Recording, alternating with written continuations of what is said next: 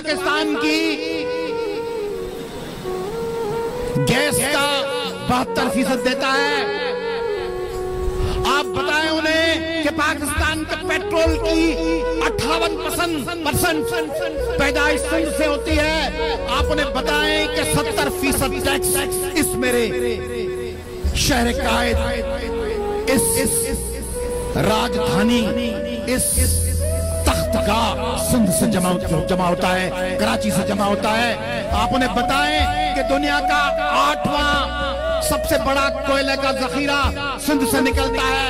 आप उन्हें बताएं कि पाकिस्तान की शानदार कोस्टल लाइन समंदरी बेल्ट ये कराची और ग्वादर से होता हुआ केटी बंदर तक और शाह बंदर तक जाता है। और आप उन्हें बताएं कि उसी सिंध में माएं रस्तों पे भीख मांग रही है।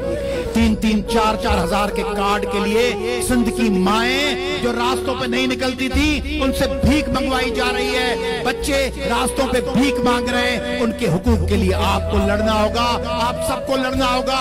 जिस तरह हम पंजाब के लिए लड़ते हैं, जिस तरह हम KPK के लिए लड़ते हैं, जिस तरह हम बलूचिस्तान के लिए लड़ते हैं, आप सिंध के लिए आवाज उठाएं। आप उन्हें बताएं मौलाना साहब और आप सब, आप बताएं कि सिंध के लोग पाकिस्तान के साथ खड़े थे, पाकिस्तान के साथ चलना चाहते हैं। बराबरी के बुनियाद पर, मसावात के बुनियाद पर पाकिस्तान हमारा मुल्क है। पाकिस्तान के इन 4 कमरों में एक कमरा कभी नहीं जाएगा कि पूरे मकान की छत गिर जाए, क्योंकि उस मकान में चौथा कमरा तो हमारा भी है। मगर उस पाकिस्तान के चौथे कमरे में रहने वाले लोगों को कभी दहशतगर्दों के हवाले, कभी उनको करप्ट हुक्मरानों के हवाले, कभी उनको डाकुओं के हवाले, उनकी तालीम, सेहत, वसाइल सब लूट लिए जाए, उनसे भीख मंगवाई जाए, उनका कोस्टल बेल्ट ले ली जाए, उनकी जमीनें ले ली जाए, उनकी इरिगेशन तबाह की जाए। इसके खिलाफ मौलाना साहब आप हमारा साथ दें। मैं आपसे पूछ रहा हूं, कराची के बाशिंदों, पाकिस्तान के बाशिंदों, सिंध के बाशिंदों,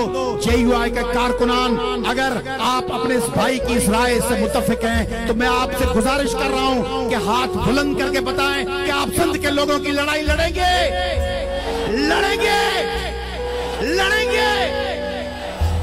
शुक्रिया।